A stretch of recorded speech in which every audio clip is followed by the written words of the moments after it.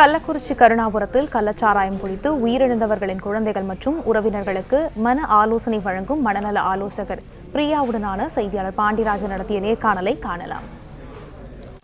கள்ளக்குறிச்சி மாவட்டம் கருணாபுரம் பகுதியில் விஷச்சாராயம் அருந்தி கிட்டத்தட்ட 20க்கும் மேற்பட்டோர் அந்த ஒரே பகுதியில் இறந்திருக்காங்க. அந்த பகுதியில் மாநில மனநல திட்டத்தின் கீழே மாவட்ட மனநல திட்ட அலுவலர்கள் இந்த பகுதியில் வந்து அந்த பாதிக்கப்பட்ட உறவினர்களுக்கு மனநல ஆலோசனைகளை வழங்கி வராங்க. மேடம் நம்ம கூட இருக்காங்க. மேடம், இங்கே இருக்கக்கூடிய மக்களுக்கான அந்த மனநிலை எப்படி இருக்குது? நீங்கள் வந்து 2 நாளாக இருக்கீங்க, அவங்களோட மனநிலை எப்படி இருக்குது? அவங்களுக்கு வழங்கப்படுற ஆலோசனைகள் என்ன?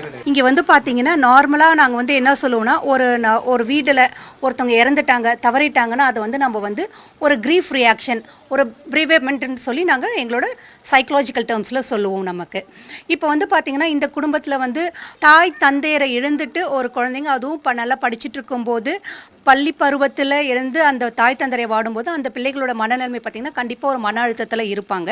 இந்த மன அழுத்தத்திலேருந்து மீண்டு வெளியில் வரணுன்றது பார்த்திங்கன்னா கொஞ்சம் கடுமையாக தான் இருக்கும்.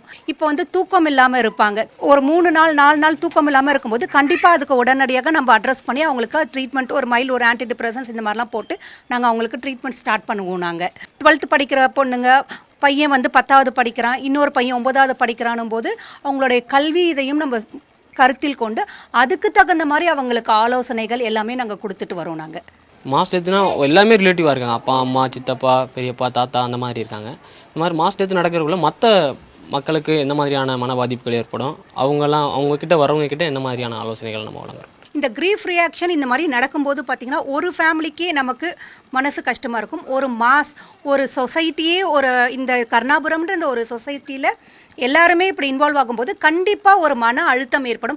மன அழுத்தம்ன்றதை விட ஒரு பயம், இதை வந்து ஒரு ஆங்ஸைட்டி டிஸார்டர்னு சொல்லுவோம். நம்ம ஆங்ஸைட்டி டிஸார்டர், பயத்தில் இருப்பாங்க. அடுத்து என்ன நடக்கும், ஏது நடக்கும், அடுத்து தண்ணி சாப்பிட்றதுக்குள்ளரையும் உங்களுக்குள்ள ஒரு பயம் நிறைய பேருக்கு ஏற்படும். இதையே வந்து ஒரு விழிப்புணர்வாக எடுத்துக்கிட்டு இதுக்கு மேலே இந்த தண்ணியிலேருந்து வெளியில் வர்றதுக்கும் நிறைய பேர் முயற்சிகள் எடுக்கலாம்.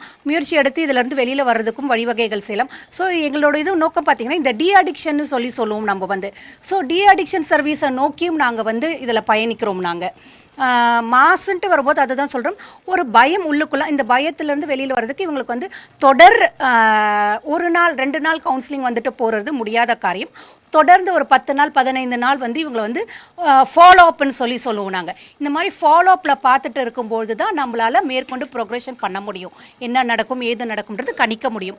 பட் இப்போதைய சூழ்நிலை வந்து எல்லாரும் ஒரு மன அழுத்தத்தில் இருக்காங்க, ஒரு பயத்தம் பதட்டத்தில் இருக்கிறாங்க. வீடு வீடாக சென்று அங்கே இருக்கக்கூடிய மக்களுடைய மனநிலை எவ்வாறு இருக்குது, அவங்களுக்கு தேவையான அறிவுரைகளை வழங்கக்கூடிய அந்த பணி தொடங்கி நடைபெற்று வருகிறது 2வது நாளாக.